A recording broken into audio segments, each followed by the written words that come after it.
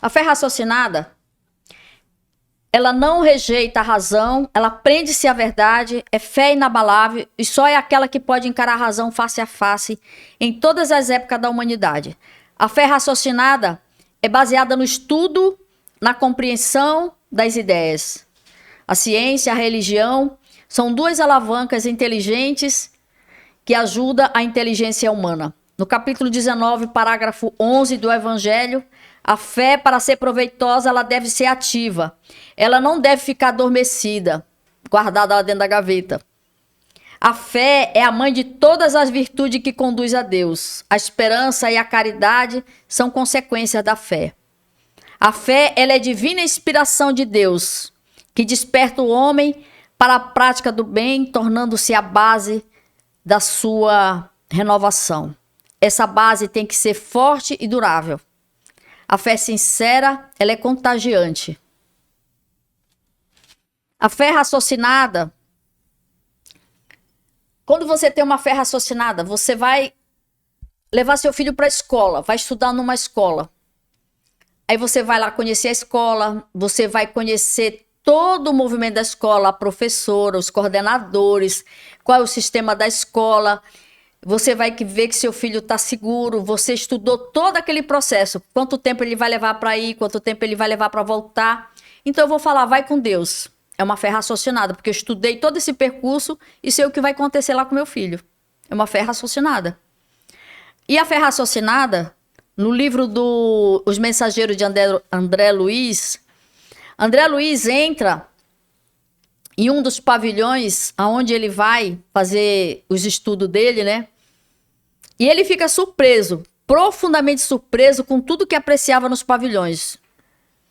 Onde se abrigava ali mais de 2.000 homens que dormiam rígidos, cadavéricos, prostrados. Diversos servidores dedicados atendiam aquela orientação de Alfredo Ismalha, providenciando recurso aos irmãos infelizes de acordo com suas necessidades, dando alimentação líquida, medicamentos, água fluidificada, passe e, em alguns casos, até o sopro curador. Aumenta mais um pouquinho aí que tá muito frio. Até o sopro curador. Aí, o instrutor fala pro André Luiz assim: eles dormem porque estão magnetizados pelas próprias concepções negativistas. Eles permanecem paralíticos porque preferiam a rigidez do que o entendimento. Mas dia virá que eles deverão levantar-se e pagar os débitos contraídos. Em seguida concluiu: a fé sincera, ela é ginástica do espírito. Quem não exercitar de algum modo na terra, preferindo a negação injustificável, encontrar-se-á mais tarde sem movimento, semelhantes criaturas que necessitam de um sono profundo até que se desperte o exame da responsabilidade da vida que conduz aqui na Terra. Então, aqui ele fala aqui da fé raciocinada, que através do estudo, dessa compreensão, desse entendimento que existe essa vida após a morte, e de que você pode ir para um lugar bom. Eu prefiro ir para um lugar bom, eu não quero dar trabalho para ninguém, eu quero chegar trabalhando.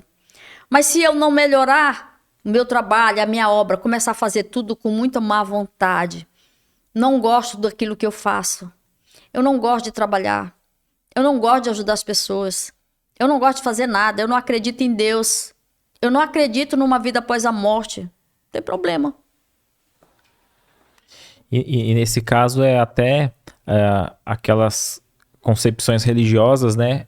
Muito desses que acreditam que vão desencarnar, né? O corpo físico vai morrer e vão ter aquele sono profundo até o dia que serão despertados para o juízo final, né?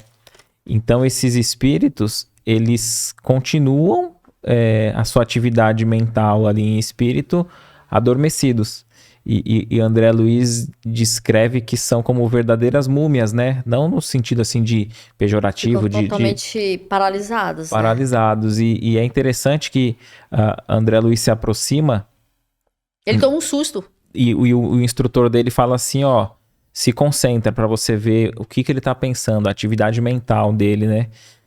E aí ele tinha anteriormente recebido até um auxílio magnético para ele ampliar o seu campo de visão espiritual, né? Porque até para ver precisa de treinamento e preparo. Muito treinamento, Então ele se aproxima ali e ele vê a atividade mental daquele espírito adormecido há tanto tempo e vê que ele ficava revivendo como numa ideia fixa um drama da sua última existência, de tragédia, crime, alguma perseguição e tal, e aquilo ficava na mente dele, ele revivendo, e ele se sentia interiormente, internamente, a mesma apreensão que ele viveu naquele período que estava vivenciando no presente, né? Da época, né?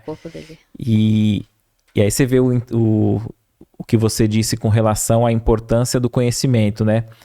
É importante que a gente desenvolva o nosso aspecto moral, ser pessoa melhor, fazer caridade, buscar perdoar, mas só o fato da gente também conhecer o que nos aguarda do lado de lá, a gente também facilita o próprio, acredito que até o próprio amparo da espiritualidade, né, conosco. Tem muita gente que fica, por exemplo, na UTI e começa a ter muitos pesadelos, né? E aí, às vezes, eles conseguem sobreviver e eles contam que vivem um verdadeiro terror ali, pedindo socorro, me tira daqui, por favor, me liberta desse negócio, tira esse negócio da minha boca, né? E o desespero do espírito é a mesma coisa, né? Interessante, né? Interessante o mundo espiritual. Quanto mais a gente estuda, mais... não que a gente queira constatar brevemente, né? Acho que a gente, por mais que a gente estude, queira ir para um lugar bom, né? Hoje em dia o que ficou mais conhecido a colônia espiritual é o nosso lar, né? Porque ficou conhecido, mas tem várias colônias, a né? colônia do Alvorecer, a colônia da caridade, a colônia da fraternidade. Mas aí as pessoas falam assim, eu quero ir para uma boa colônia, mas não precisa ser tão rápido, né? Não precisa ser agora, né? Não precisa ser agora. Ninguém quer ir. Às vezes lá até é bem melhor do que isso aqui, né? Mas a gente não quer ir. A gente quer ficar por aqui, enrolando no meio de campo. Sim, sim. O que você achou desse corte? Coloca aqui nos comentários a sua opinião sobre esse tema. Para ver o episódio completo, é só pesquisar Recomeçar Podcast Espírita. E caso tenha ficado alguma dúvida sobre a doutrina espírita, é perfeitamente normal. Procure ler as obras de Allan Kardec.